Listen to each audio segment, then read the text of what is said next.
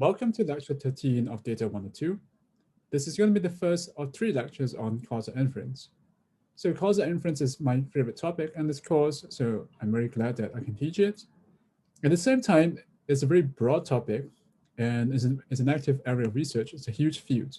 So we're not really going to be able to do justice to all the causal inference in just 3 lectures.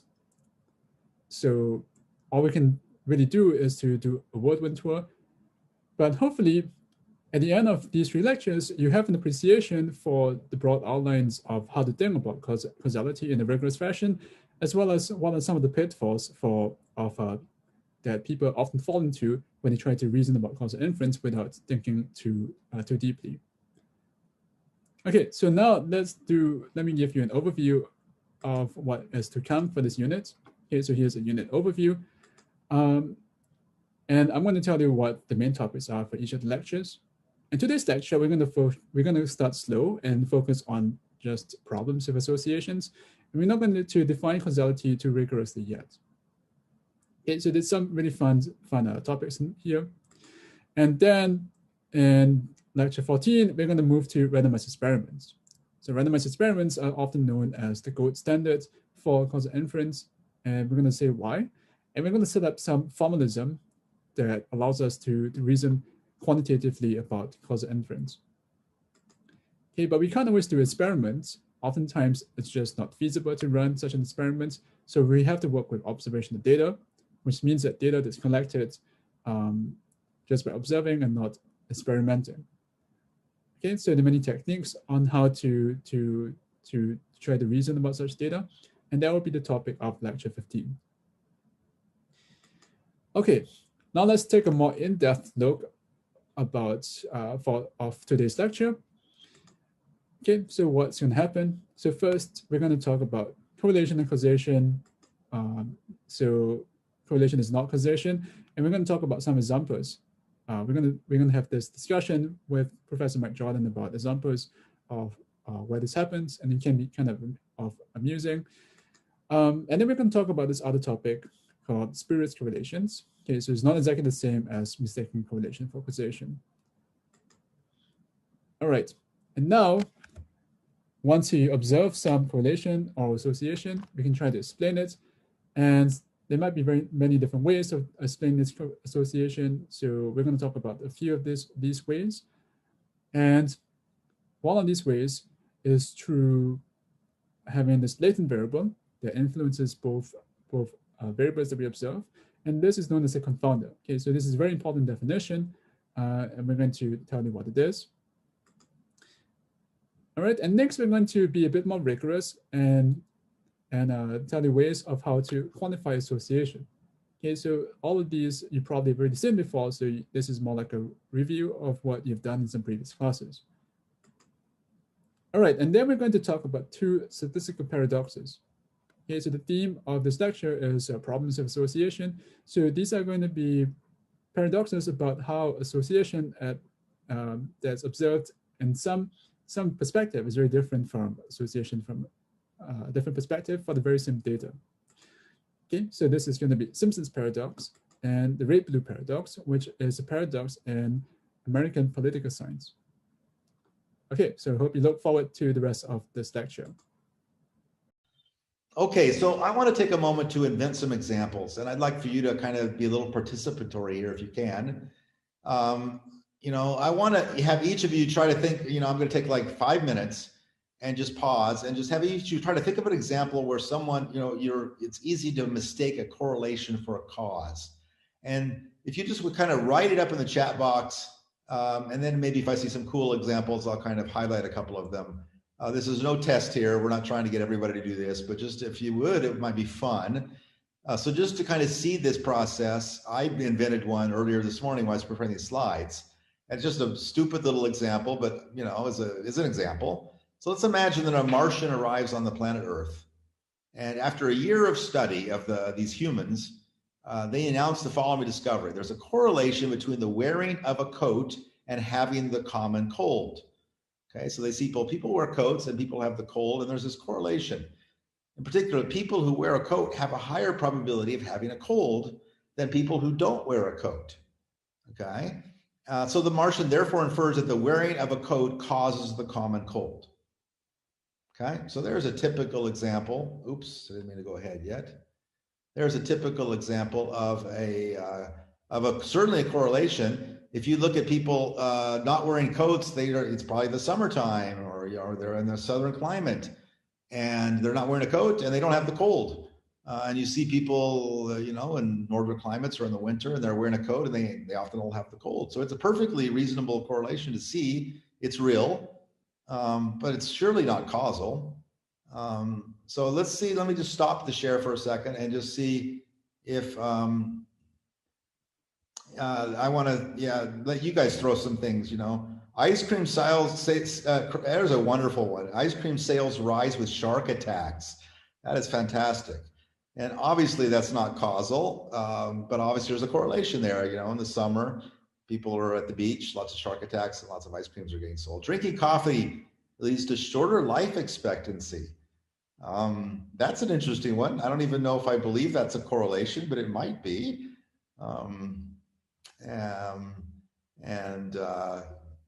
Eating chocolate decreases heart disease. That's an interesting one. I actually believe that one. I believe that's causal.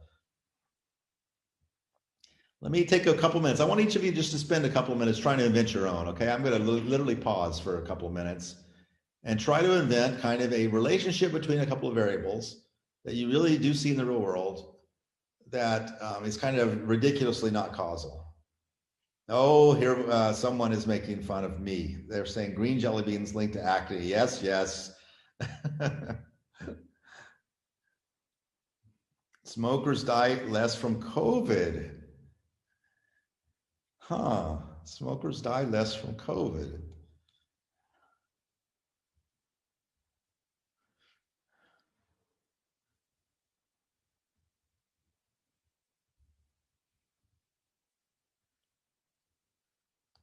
Certainly we have in this era, many less people are dying from the flu right now. And is it because there's less flu around, or, the people have gotten used to the flu? Well, no, it's because people are wearing masks, and it helps with the flu too.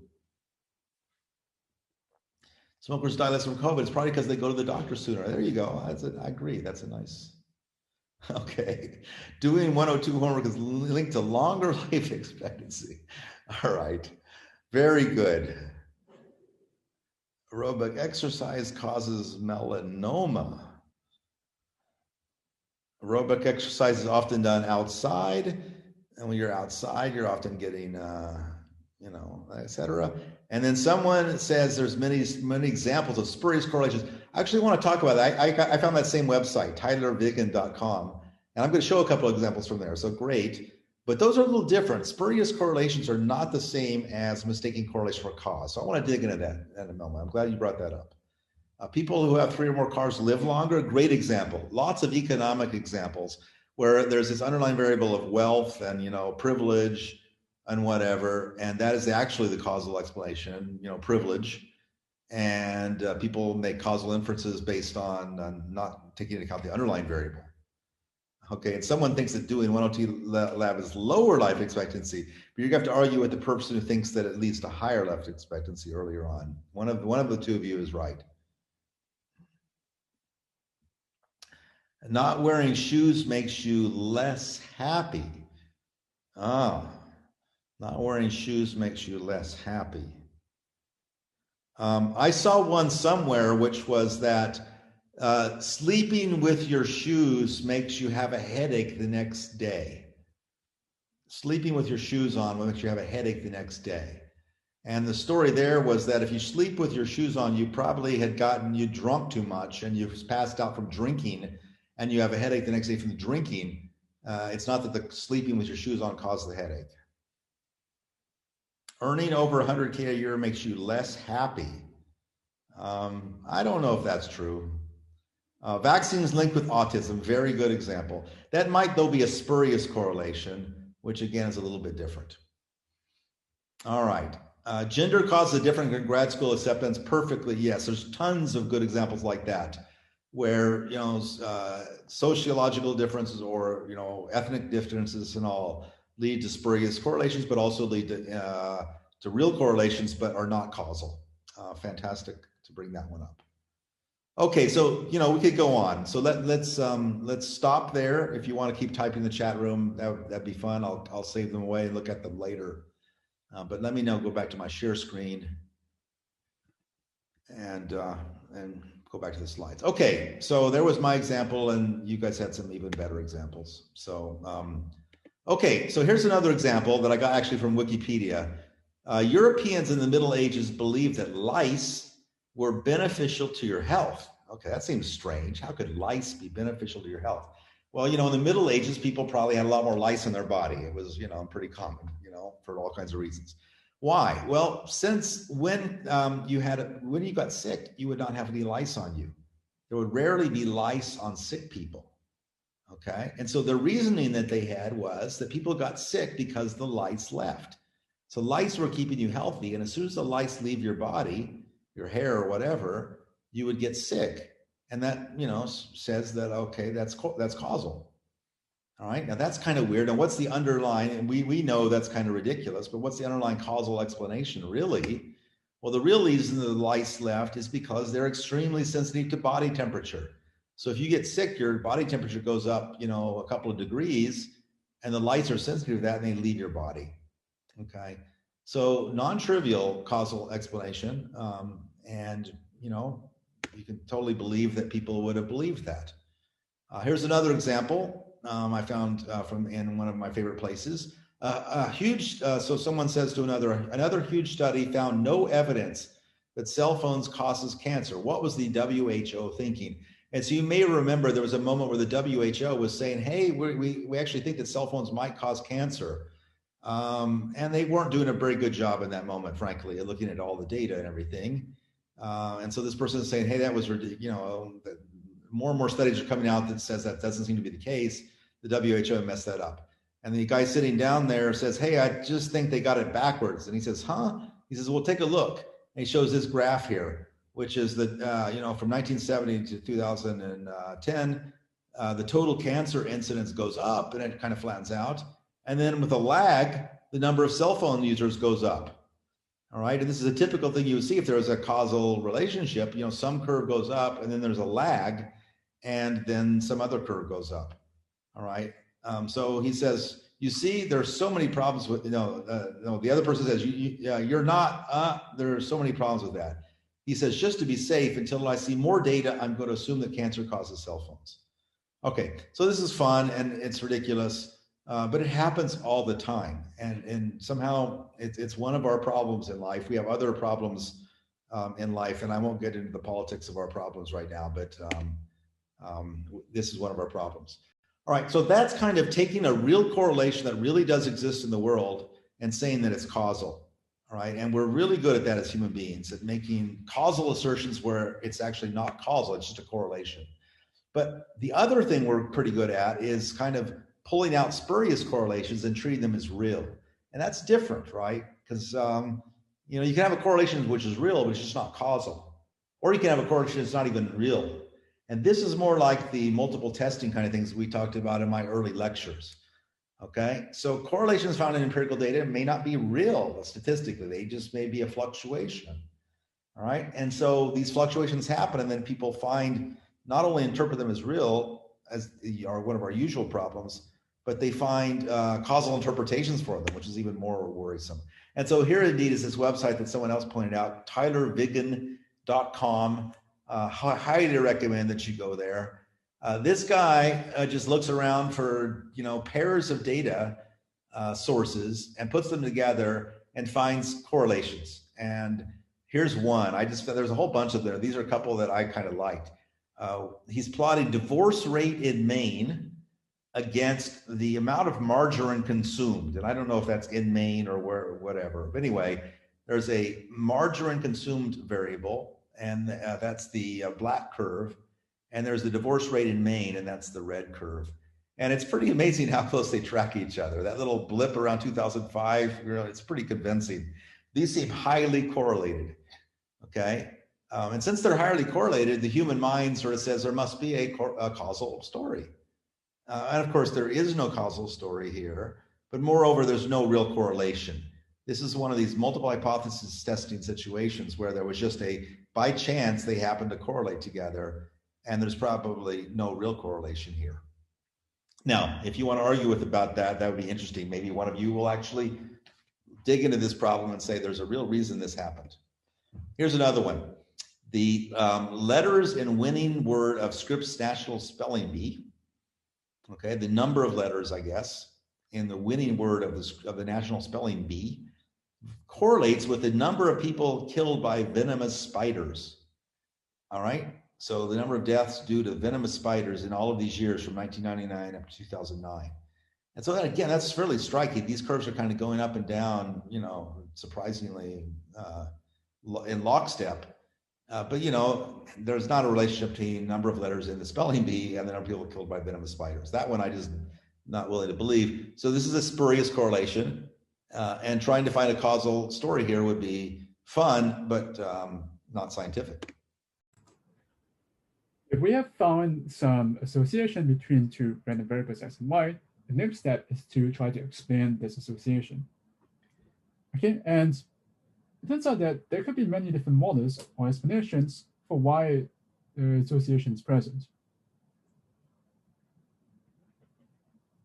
Okay, so multiple causal models for an association between x and y. Okay, so first model is that x just causes y. Right, so I'm going to circle these random variables to make things neater. Second explanation is that maybe x is caused by y, right? So the causal relationship is in the reverse. And in the third case, neither of this is true. Instead, neither x causes y, nor y causes x, but instead, there's some unobserved hidden variable w that causes both x and y. Okay, so for concreteness, let's think about some examples. So maybe let's think of x as smoking and y as whether or not the person had lung cancer. And we know nowadays that, well, it's pretty well accepted nowadays that smoking does cause lung cancer, but this was actually pretty controversial, and it took a lot of effort and a lot of evidence in order for this to be well accepted in the scientific community and beyond. Okay, so why is that the case? So we knew for a long time that there was this association, but just because an association was present, it did not reveal which of these three different models was actually behind that association. Okay, so maybe lung cancer could have caused smoking. Okay, so that sounds implausible, but hypothetically it could be true. And the more convincing argument was the third one, which was that there's some hidden factor W that caused both smoking and also lung cancer. And in fact, this was the argument that was offered by Ronald Fisher in the 1930s, because he was, maybe one reason is because he himself was a heavy smoker, so he was sort of disinclined to believe that smoking caused lung cancer. Okay, so he proposed that there was some genetic components that led people to smoke more and also to have a high incidence rate of lung cancer. Okay, so there are these three candidate explanations. And I just want to say that these are not the only three causal models that you can have for an association. So maybe there could be some feedback between x and y. And so both of them could cause each other. Or maybe we have this W factor as well, but we also have a relationship between x and y. So all of these are possible. Okay, so W, in the third case, so in 3, W is called a confounder. Okay, so it's a latent variable that has a special name. It's called a confounder because it confounds the observed relationship between x and y. Now, because we don't observe W, we are marginalizing over it.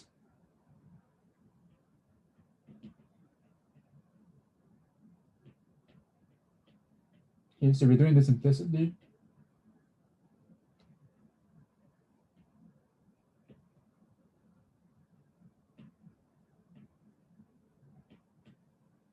Over W, and it is this that causes, I should be careful with what calls, and this leads to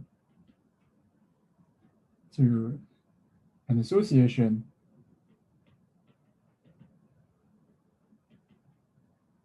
between X and Y. Okay, and if you think back to the cancer example, if the third model is true, so there's some hidden genetic components, this would mean that for people who are smokers, they are more likely to have this genetic components. And so because they're more likely to have these genetic components, then they're also more likely to get cancer, right? Because the genetic components also linked to high incidence of lung cancer. Okay, and so because of this, okay, and this happens because we don't observe W, which means that we marginalize over W. Let us now start to be a bit more rigorous about quantifying the associations between two variables X and Y. All right, so let's start with X, these two random variables X and Y. We want to measure, we want some way of trying to quantify the association. Okay, so I'm going to talk about 3 different ways of doing so.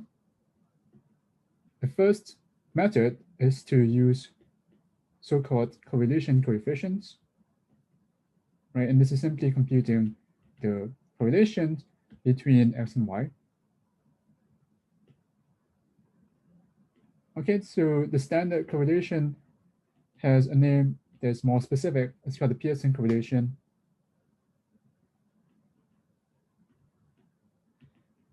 Okay, and it's usually denoted rho with the subscript xy, and this is defined to be the covariance of X and Y normalized by the square root of the variance of X times the variance of Y.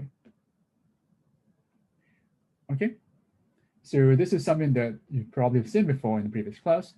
And I just want to say that there are also other correlation coefficients, but these are beyond the scope of our class. So these tend to handle other kinds of relationships that are more nonlinear. Okay, but let's stick to the topic, and I'm not going to talk about that. The second way to think about association or quantify association is using some form of regression. Okay, and let's start with a simple linear regression.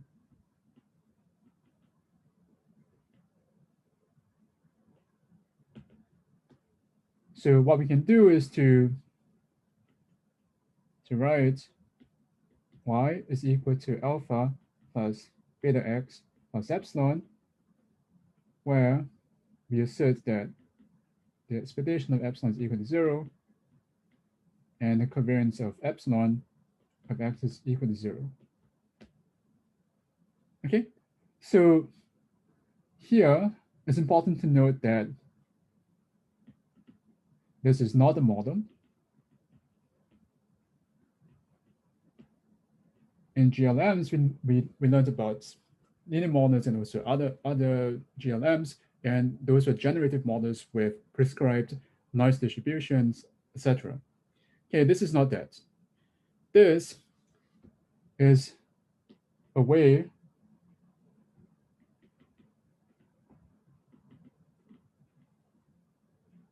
of defining beta. Okay, so beta is defined using this equation. So you write it out, and we assert these two properties about epsilon, and this is going to determine what beta is. Okay, so here's the fact. Beta is going to be covariance of xy divided by the variance of x, and we can actually prove this. So here's the proof. I want to use the fact that we set the covariance of epsilon x to be equal to 0, but I can also write out what this is. Epsilon is simply going to be, okay, so let's substitute for epsilon, y minus alpha minus beta x, right? Okay, so this follows from the equation that we wrote down. And then I can split this up. This becomes covariance of yx. And then the alpha is a constant, so it doesn't matter. So instead, I have minus covariance of beta x comma x. And now I can move the beta to the outside. Okay, and now I rearrange this. Okay, so I move the second term to the left-hand side.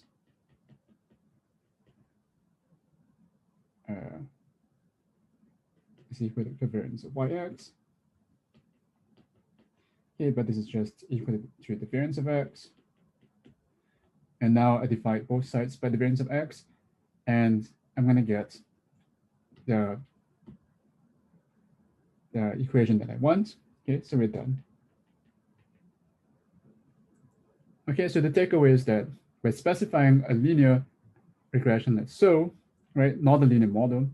This is going to give us a coefficient value for a coefficient value beta for x. And now we can interpret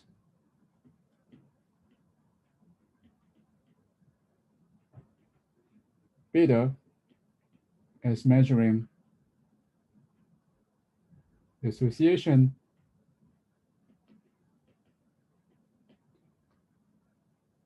of y of x,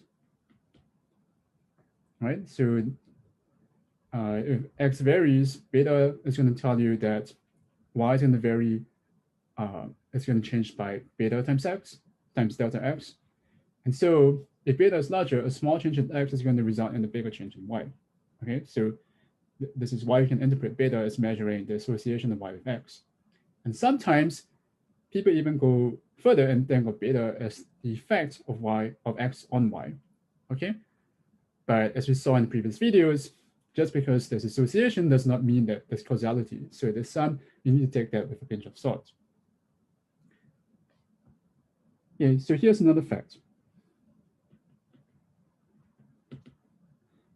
Beta can also be written as the correlation of y and x times square root of the variance of y divided by the variance of x. Okay, so this is something that you can check. Let's leave this as an exercise. And essentially, this is saying that the coefficient beta in simple linear regression is almost exactly the same as the correlation coefficient up to normalizing either y or x using its variance. Okay, so correlation coefficients now to have a lot to do with just simple linear regression. Sometimes, however, we might want to control for some other variable, in which case, what we want to do instead is multiple linear regression.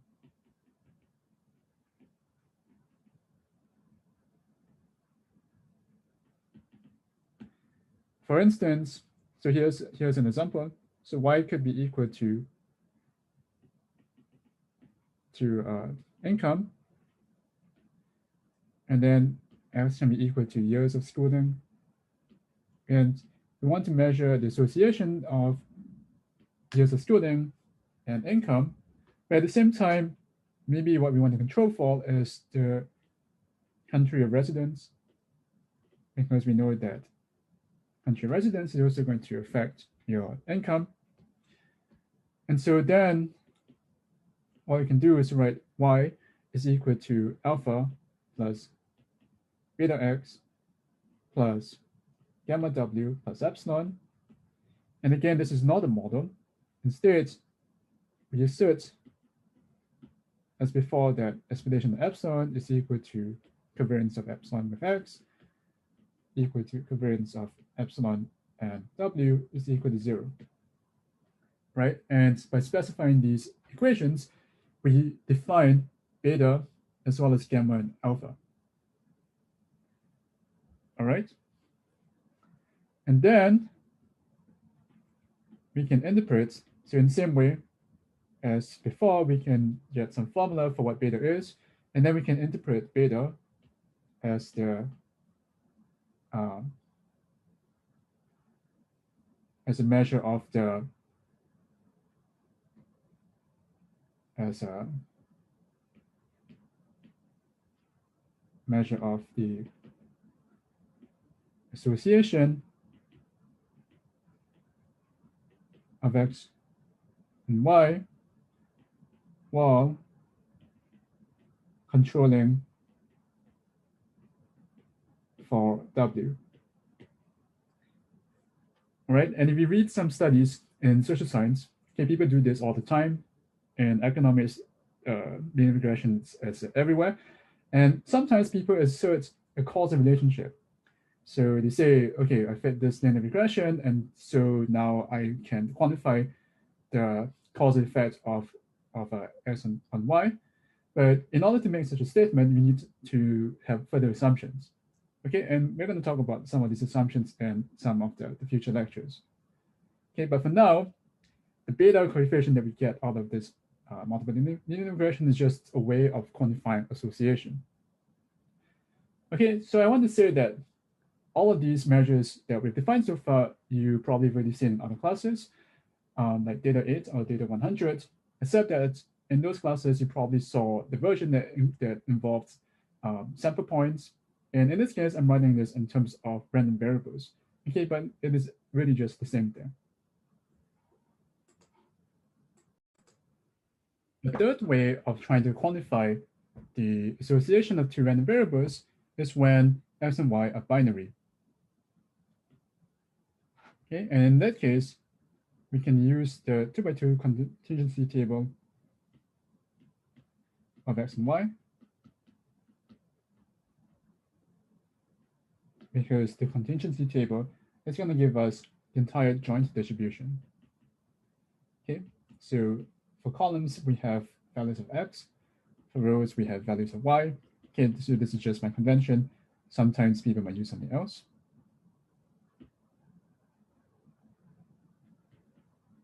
Okay, so P00 is going to be the probability of x and y both being equal to 0. P10, probability of x is equal to 1, y is equal to 0. And then similarly, we define P01 and P11.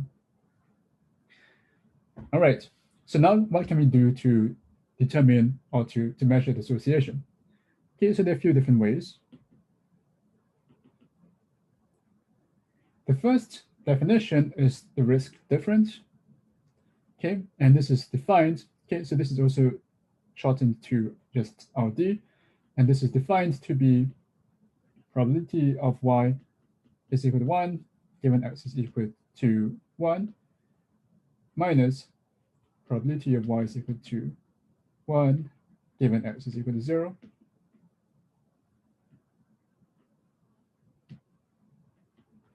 Okay, and now we can use our knowledge of conditional probabilities to rewrite this as P11 divided by P11 plus P10,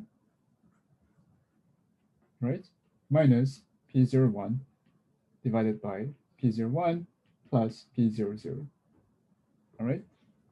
Okay, so these are calculations that we've done in some previous lectures that that involve this contingency table. And why the term risk difference? That's because oftentimes these 2x2 tables are used in medical settings, and X is some form of treatment, and Y is some kind of result, some sort of, and usually some kind of adverse result. So this is a difference in risks. For instance, X could be whether or not you take the vaccine, and Y could be whether or not you get COVID.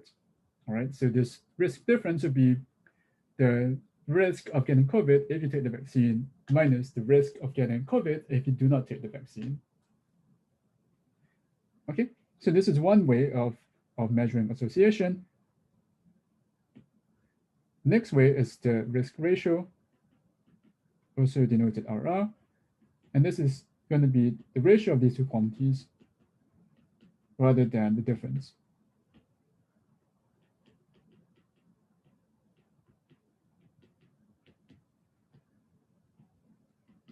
All right. And so, and once again, I can write it in terms of all the P sub i's. So it's going to be this divided by this. Whoops. Okay, I shouldn't have done that. Right, and hold on. Okay. So 2 definitions. Here's the third one. This one's called the odds ratio, also denoted OR. And this one's a little bit funny. Okay, so it's going to be the conditional probability of y being 1 given x is equal to 1 divided by conditional probability of y being equal to 0, condition x is equal to 1. Okay, so this is the odds of y being of y condition on x being equal to 1, and then we divide this by the odds of y condition on x being equal to 0. Okay, and even though this seems to be more complex, when we write this in terms of p's, this turns out to have a simple expression. Okay, and this is something that you can go home and check. All right, so 3 different measures of association when x and y are binary. Lastly, I just want to mention some simple facts. Okay, so if x is independent of y, then what do we have for all of these 3 values? Is the risk difference is difference in conditional probability, so this is going to be equal to 0. The ratio is going to be equal to 1, and the odds ratio is also going to be equal to 1. Okay, so this is the first fact. Second fact is that if probability of y being equal to 1 is very small, okay, so this is a notation for that being very small. Okay, so in other words, the disease is rare. Then the odds ratio is going to be very similar to the risk ratio. Okay, and this happens a lot in practice. I now want to spend some time on Simpson's paradox. And if you've never seen this before, you're going to be in for a real treat. Simpson's paradox is something that will make you scratch your head when you first hear about it. And yet, once you know some statistics, then the resolution to this paradox is very simple and yet very striking. Okay, so let's start with an example. Okay, so suppose that you have some kidney stones, and okay, so hopefully this never happens to you, but suppose it happens and you go to your doctor and you ask them what you should do. So the doctor says, okay, there are 2 possible treatments. There is some kind of open surgical procedure, which we're going to call treatment A, and there's a closed surgical procedure, which we're going to call treatment B. And so you have 2 options. And so you ask the doctor, okay, so how do I choose between them? What is the success rate of each of the procedures? And the doctor tells you, well, good news is that in 86, there was this paper that did a study on this, and they had 350 patients take each of the treatments, and they observed the success or failure for each of these patients, and now we have all these counts that we can plot in a contingency table. Okay, and based on these counts, we can tabulate this and compute the risk difference. Okay, but in this case, it's not really the risk, because this is we're measuring the success rates. And we see that for treatment A, this is going to have an 83% of success, and for treatment B, it has a 78% rate of success. Okay, and then based on this information, it seems like treatment A is better than treatment B. But now something strange happens. In the same study, they also stratified the results based on the size of the kidney stones that each patient had. And what they found was that within each strata, the opposite seems to hold true, in the sense that treatment B seemed to have a higher success rate compared to treatment A. Okay, so this is really weird, because the trends that we observe at the level of each group, each of these subpopulations, is instead reversed when we look at the entire population of patients. All right, and this is the essence of Simpson's paradox. Okay, so it might be instructive to just take a moment to add up all the numbers over here to make sure that we didn't do any cheating. Okay, and this is really happening. Okay, so if you want, you can pause the video too. Let's now look at an example that is perhaps closer to our hearts, and this is about gender bias in Berkeley graduate school admissions.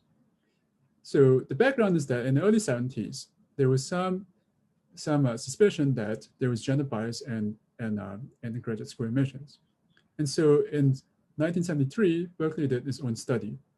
Okay, so it looked at all of the admissions, or it looked at all the applicants and admissions for the 1973 cycle, and it computed the rate at which men were admitted versus the rate at which women were admitted.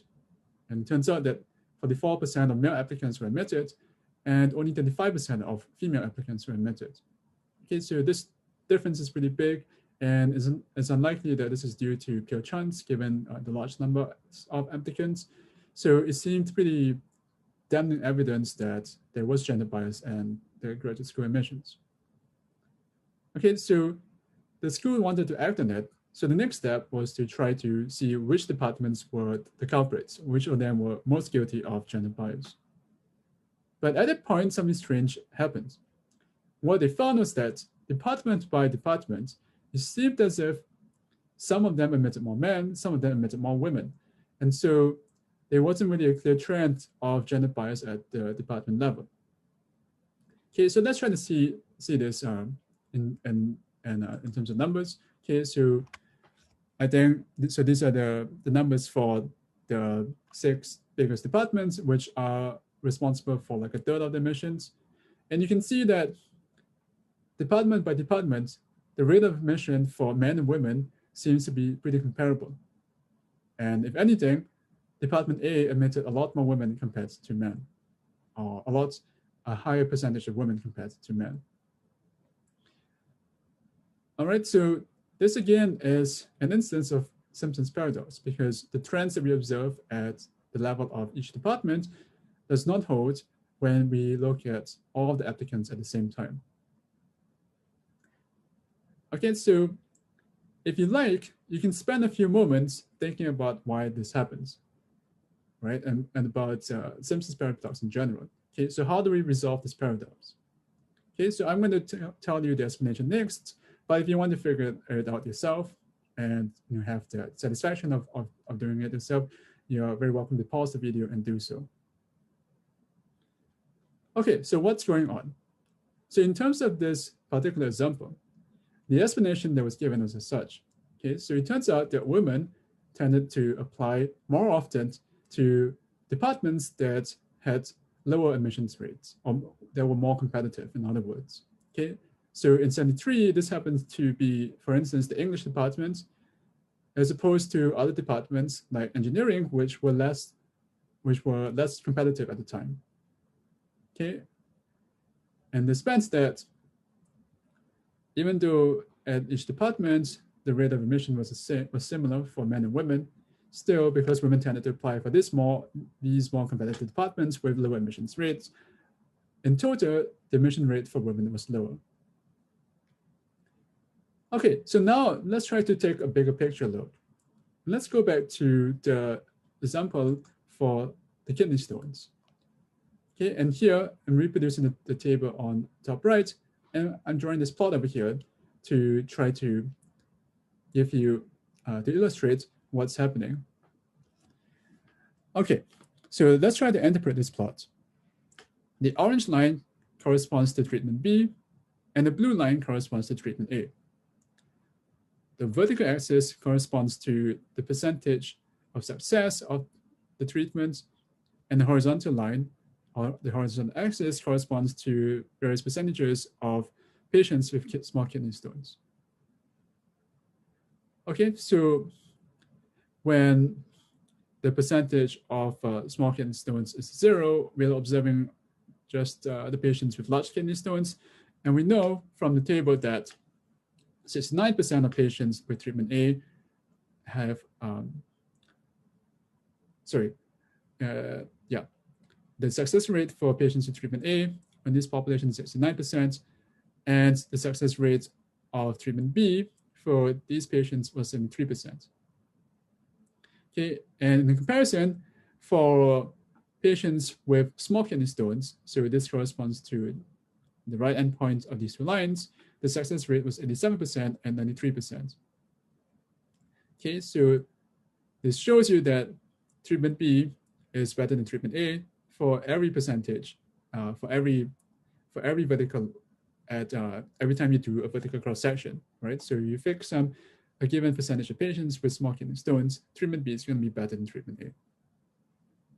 Okay, but what's happening was that for the patients who actually underwent treatment B, only 25% of them had small kidney stones. Okay, and so if you wanted to observe the success rate for those patients, it's going to be at 78% over here. And on the other hand, patients who underwent treatment A rather, out of all these patients, I think roughly 77% of them had small kidney stones. And so on this line over here, this corresponds to an 83% rate of success. Okay, and so even though the orange curve lies strictly above the blue curve, when what we observed was simply the groups that correspond to these two dots here.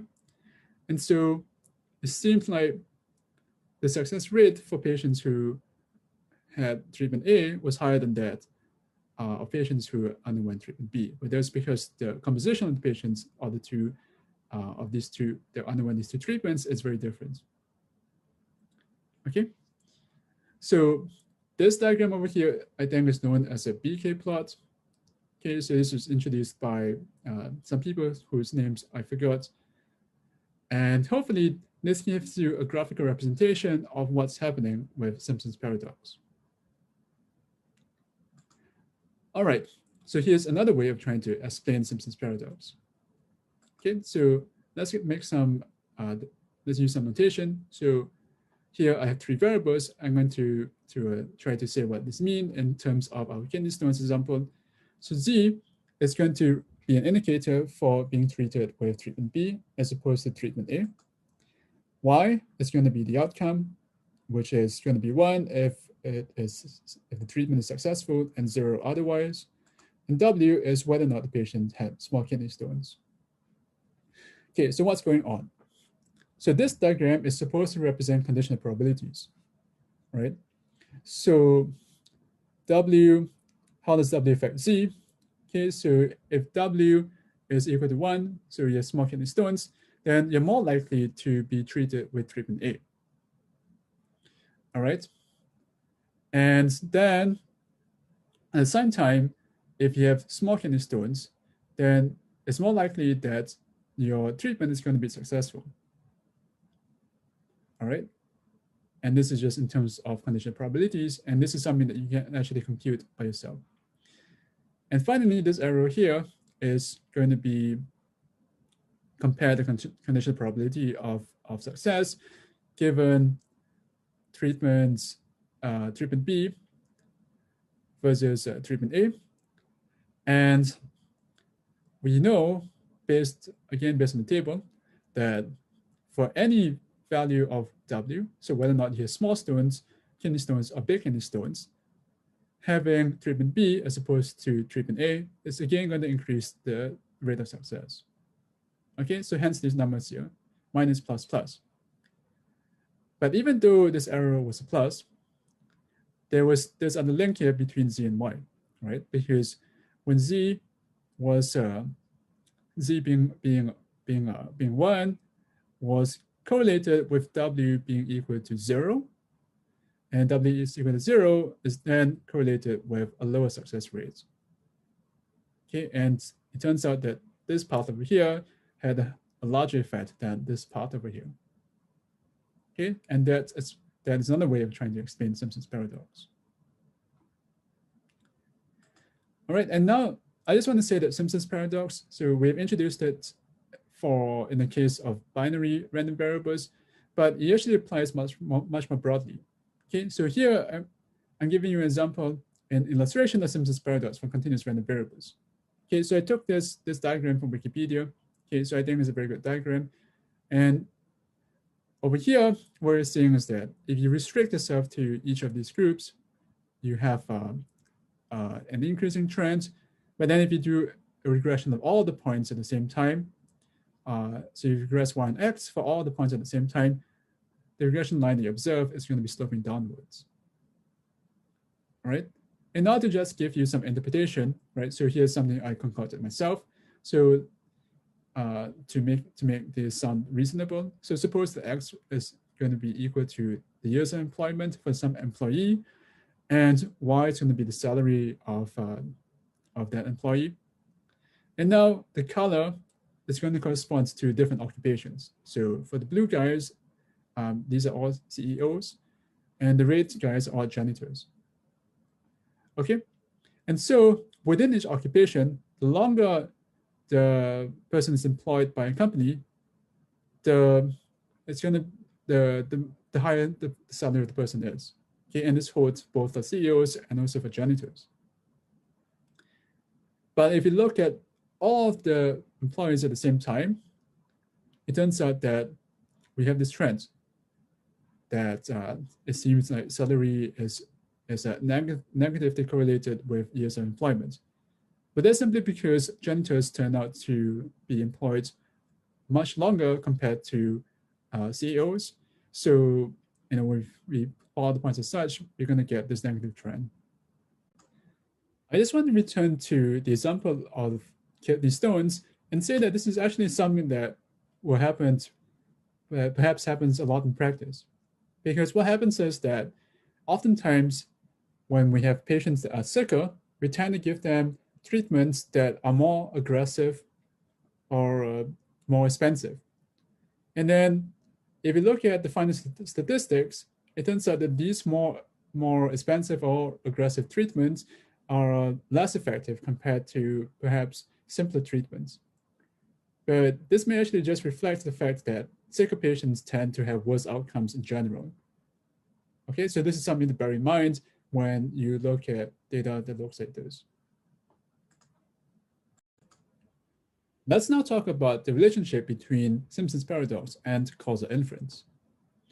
So far, there is actually no relationship yet, because as stated, Simpson's paradox is just about association, and saying that association that happens within each subgroup can look very different from the association that we observe for the entire population.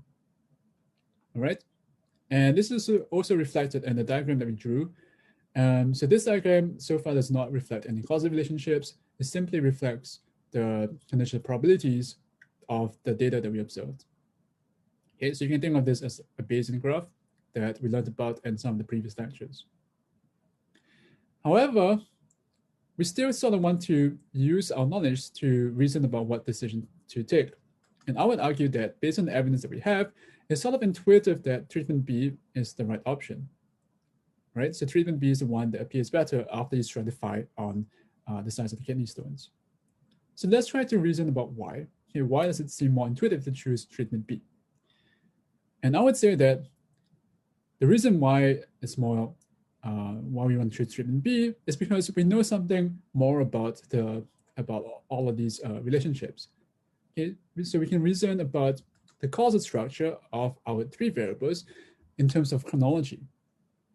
And that's because treatment, the choice of treatment, whether the patient is treated with treatment A or treatment B, comes after the fact of whether or not the patient has small kidney stones or large kidney stones. And so if you want to ask whether W causes Z or Z causes W, clearly it's W, the size of the kidney stones, that affects the choice of treatment, okay, and not the other way around. And similarly, because of chronology, we know that the outcome of your procedure happens after the choice of treatment.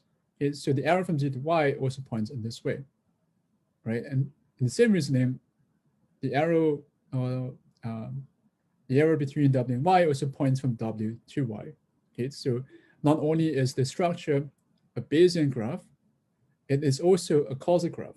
Okay, and we've not formally defined causal graphs yet, but you can just intuitively think of the direction of the arrows reflecting the direction of causal relationships.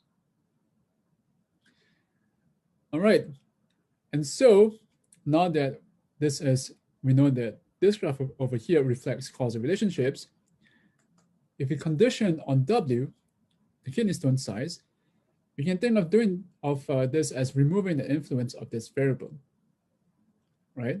And once we condition, this means that this variable no longer matters. And within each strata, we can purely consider the relationship between Z and Y within that strata. Okay? And now, so suppose we condition on small kidney stones. Then within that strata, I'm comparing the subgroup of patients who received treatment A with the subgroup of patients who received treatment B. And then what I'm doing is observing the success rate for both of these groups of patients. And if we believe that the two groups of patients, those who got treatment A versus those who got treatment B, okay, so recall that we've really conditioned on everyone having small kidney stones. Okay, so if we believe that there's no further significant difference between these two groups, then the only explanation for them having different success rates has to be the fact that we have chosen different treatments for these two groups.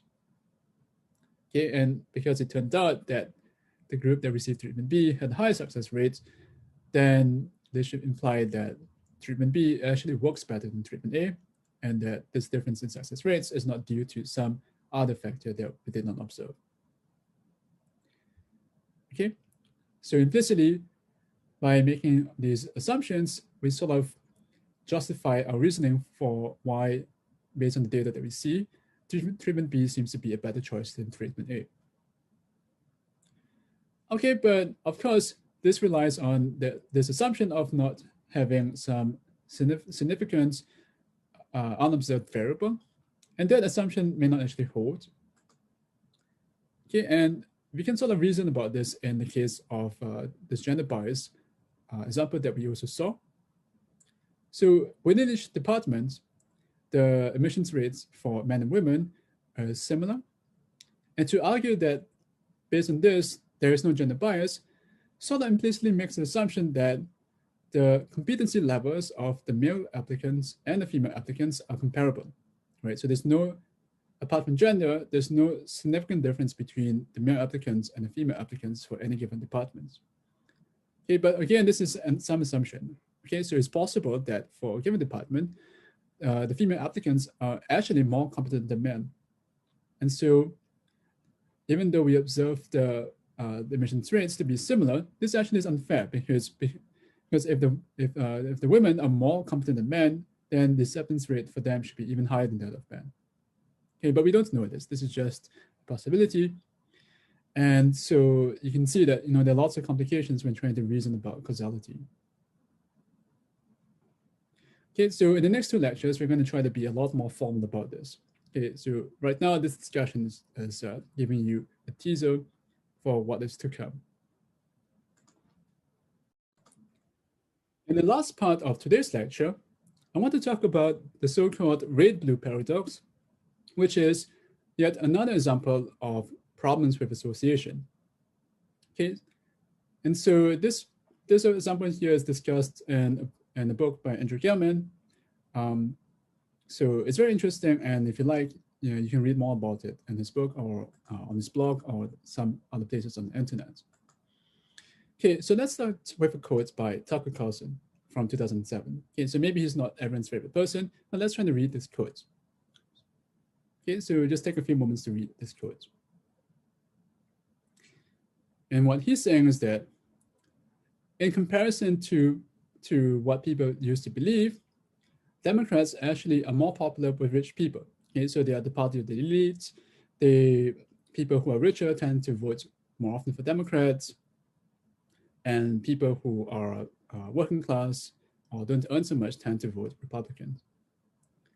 Okay, so that's what he's claiming. And what is his evidence? Okay, so let's see if he's telling the truth or not. Okay, so his evidence is probably this. Okay, so if you look at all the states, So this plot over here is plotting the results of the 2004 presidential election. So that was between George Bush and John Kerry, I believe. And now you can plot for each state its average income within the state and the vote share for George Bush. And you can see this clear decreasing trend. States that are richer tend to vote more Democrats. Okay, so it seems that this vindicates what Tucker Carlson is saying, that richer people tend to vote more Democrats. But then, if you look at the level of individuals, okay, so now we forget about states, let's just look at people. Then the trend is the opposite, okay? And the higher your family income is, the more likely you are to vote for George Bush. Okay, this plot over here is plotting based on each income bracket for the entire population. And there's this clear increasing trend again. And this seems to come into conflict with the plot that we had before, right? And this is the so-called red-blue paradox, right?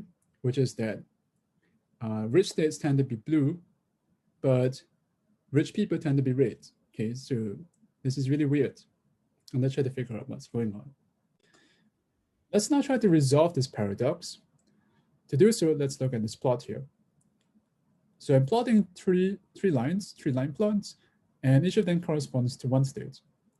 Okay, and so let's consider one of these, Connecticut, for instance. And what I'm doing is that I take all the people within that state, and I'm going to put them into buckets based on their income.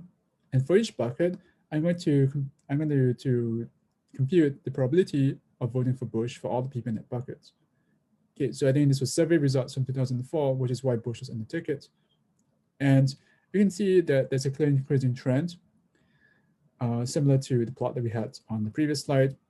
And this trend holds for all the states here. And also for the states that are not plotted, we can take it on faith that there's also this trend. Okay, so I think this is something that's stated in the book by Gelman. All right.